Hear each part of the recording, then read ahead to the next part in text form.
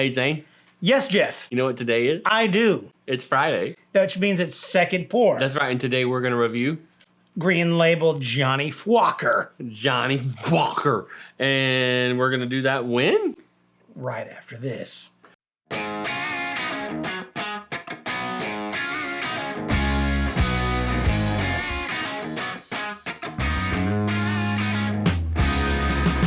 Welcome to Second Pour. My name's Jeff. And I am still Zane. Thank God. And today we're going to review a whiskey. A whiskey. A whiskey. So today we're going to have Johnnie Walker Green Label. Now, recently in the last week, we did a whole flight. We did a full flight. Flight. Was that last week? Are we sure? It was last week. We're in different shirts. We're wearing different shirts, which means it's a week later. A week later. So, hang on. You know what I'm missing? The camera, so I can do the whole little thingy. What is this? The camera thing. So we record the bottle, you know. The thingy and the dungy. Johnnie Walker Green Label. It's 43% ABV, which means the proof is 86. 86 proof. Mash bill 100% malted barley, aged a minimum of 15 years. Produced by Diageo. And blended by Johnnie Walker. It retails for $65.99. So we're gonna pour this up. Oh yeah, that's me stealing Jeff's thunder in the description. I don't mind you stealing some thunder. The whiskey. I don't mind you stealing some thunder. Hey, look, the nice thing too, if you move up to a Green Label, they go to a cork. Well, you know, the irony is the twist cap seems to be okay. So I'm already confused. What are you confused by? I already have a problem with what we're getting ready to do. What's that? Well, we're gonna have to rate this. Of course, we do that on a 5-finger rating system. That's right. 1, it's whiskey. 2, it's good. 3 is. 3 is, oh, it's pretty damn good. 4 is. That is really good. But a 5 is. And 5 is, I need this now. Okay, but you want red. Hang on, before you smell it, what's the other thing we do? Well, let's put it this way. We go through a process called. Our process is. We snork it. We snork it, which is where we smell it, but it's detailed analysis using our olfactory senses. And then we say what we're getting. Yeah, as the experts. And then we look at what the distillery has to say. And then we compare it and see how far off they were. Did you just Then say we go. Then we. Then we taste it. And again, with our expert abilities, we discover that red label is so much better than the That's blue. That's not what we do. Then after we compare it to the experts, and then we tell you what we get from the finish, right? Now, the interesting thing is, we have been almost 100% wrong all season on the finish. You think so? Compared to what the experts have to say. The experts who made the whiskey? Yeah, they don't know shit. Listen to us. We tell you straight. Okay, so should we snork this? Yeah, let's do it. All right, let's snork this. I mean, Kevin, this is elk piss too. I mean, this is not elk piss. So we did have a buddy named Kevin who had some blue. And he told us, I don't know how you guys drink this swill. It tastes like bison piss, and he had a really great. It was great analogy for it, and it's really funny because he's obviously not a Scotch drinker. Yeah, he cannot stand Scotch. We had him over one time and had Ardbeg, and you try giving a guy who doesn't like Scotch Ardbeg. Yeah, trust me, that Ardbeg did not stain his mouth. Anyway, he was nice enough to give us. He let us have some blue. The blue for because he tastes like bison piss. And in homage for that, I had to give him a little wink. He is in our book of badassery. He is Mr. Badassery. He has given a few things to the whiskey pop over the years. Okay, so I'm smelling pear, a little bit of fresh green cut grass, and that peaty, smoky experience you expect from a blended Scotch. If I take the peaty, oily flavor out of here, right? Okay. This one Apple. has a blossomed cherry. Would that be cherry blossoms? No, a blossomed cherry. A blossomed cherry. So blossomed cherries. Because I get that distinct smell of an almond, but I'm not not getting almond. but not almond as far as the nut. It's that cherry flavoring that the almond has. So you're talking like an almond extract? Yes, extract. There you go. So I'm getting apple. I'm going to pretend like I'm not smelling almond now. Apple, fresh cut grass, and a little bit of that peat. But then there is that, if you really stick your nose in there, is some real honest to goodness kick to that. Yeah. Now open your mouth and then smell it. Chocolate.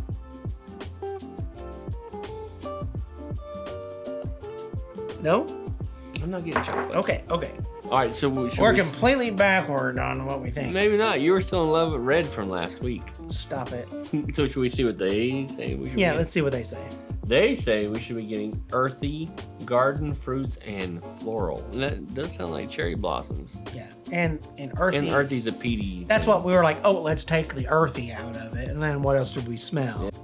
I mean, it's scotch. It smells like scotch. It presents itself as scotch. It presents itself as a scotch that you want to drink, which tells me, It's scotch. no, it tells me I want to drink it.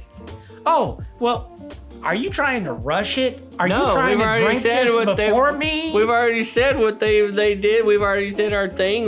I thought this is the next step. We moved toward trying it. I said we go to the next step. We try it with our taste buds. That's a good idea. Let's do that. All right, let's go.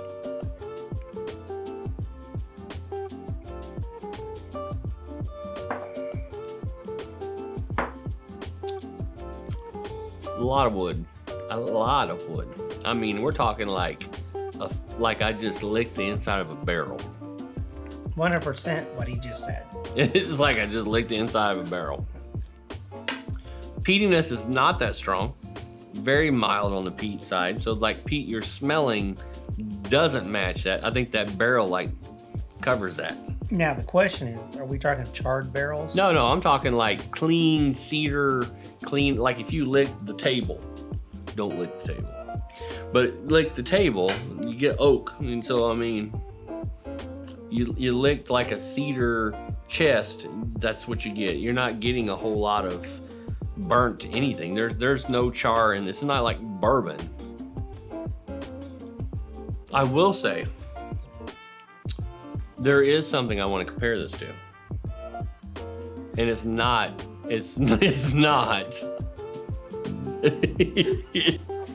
Are you okay over there? You fall asleep? No, I did not fall asleep. It's not. It's not another Johnnie Walker. Okay, well, what do they say that we What should have? should we be getting? So we're saying, what are we getting? Yeah. Yeah, that's what I thought. Okay, so they say wood notes of oak and cedar. Well, that's very What we're getting. nondescript. No, it says oats of oak and cedar. It says oats of oak Oak, and cedar. wood notes of oak and cedar. I feel like this really isn't a week later from the time that we were drinking the whole bunch, But regardless of the shirts. you need to pretend like it is.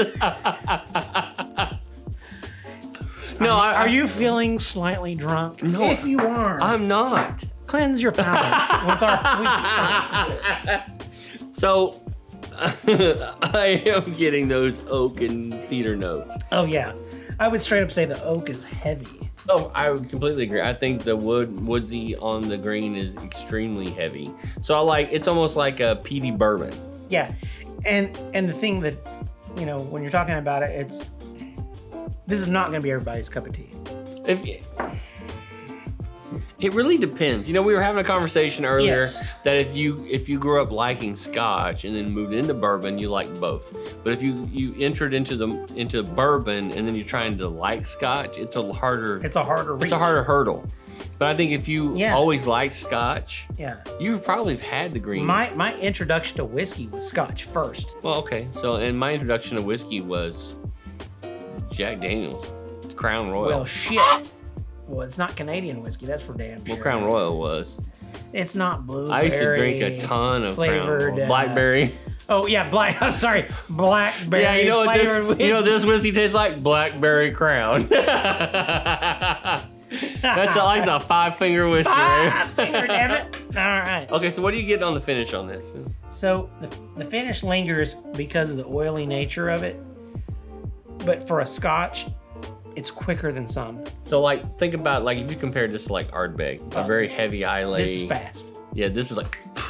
Yeah, Right. that's what I'm saying. It's a caveat. It's faster than most bourbon. I mean, it's longer than most bourbons, faster than most Scotches. I would say if you want a good steak and you want to have this with a steak, this probably will complement a steak perfectly because the char of the steak will help bring that into that oily peat that you're talking about. Yeah, but for this sure. won't overpower that steak. It'll just Yeah. allow it to enhance what's going on there. I mean, I think that is a beautiful part of what we're looking at is the complementary nature Of Scotch and of food. these Scotches. Yeah. Okay, so do we want to see what they say the finish is? What do you get? The finish we're saying is kind of short but peaty. Yeah, it's short for Scotch.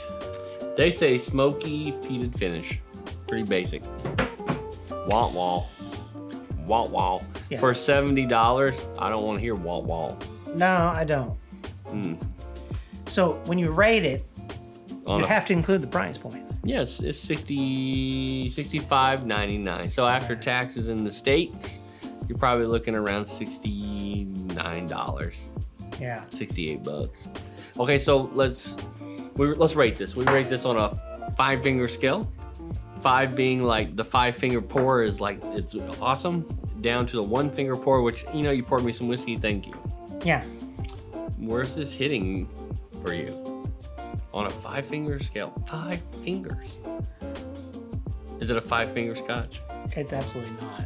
Is it a 1-finger Scotch? Absolutely not. Is it a 4-finger Scotch? No, this sits it as 3.5. I give it a 3-finger Scotch. Yeah, I think I that's do what too. it is. I do too. It's if my buddy has it and he offers it to I'm drink. drinking it. Hell yes, because the nuance of the sip and the one tiny sip you get, you can really spend a lot of time macerating on its notes, I think if you which get is great. I think if you get invited to like a steak dinner with your friend's house, I would bring this bottle with you. Yeah, absolutely. Everybody in the group is going to thank you. If you're sitting at home though, and you're just kind of like, I need to drink something. Yeah, I don't know if I'd always grab for that. No, I think that the quality is 100% there.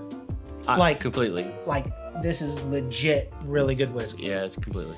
I think what the difference is the consumability. It a lot of times, like for me, 5-fingered whiskeys is like I feel like I can just Oh yeah, you want to keep drinking. yeah. Yeah. This one is like a 1 pour, maybe even a heavy pour, and I And want to it just- enjoy it over a long period of time. Yeah. But it just doesn't hit like where I just feel like I need want to consume more. it. Yes. Yeah, I completely agree. And I think that's why it's Yeah. falling into the 3 category for me is because it's a good mid-range Scotch, blended Scotch. Let's clarify, it's a blended Scotch. Yeah. We're talking like Monkey Shoulder. Oh, but That's where we're headed with where it. did we rate Monkey Shoulder? I don't know. I'd have to go way, way back. I wouldn't be surprised if we rated it as a 3 or a 4. You want to rate Monkey Shoulder? We did that in the 3rd episode. I'm like gonna tell you straight up, 2020. Monkey Shoulder's not bad.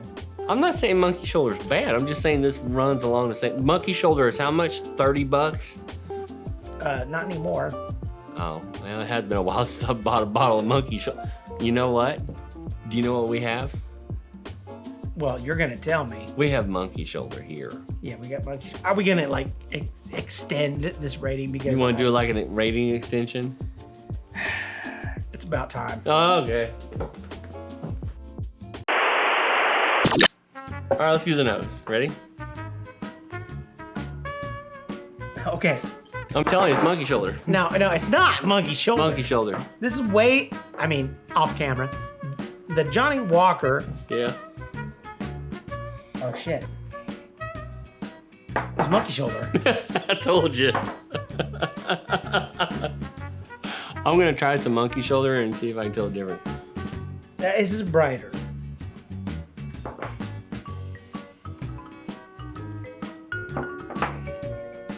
The green is a little woodier than the monkey shoulder. It's that woody oak cedar that we're talking about. Other than that, that's not there. That monkey shoulder's really damn good. It's just blended whiskey.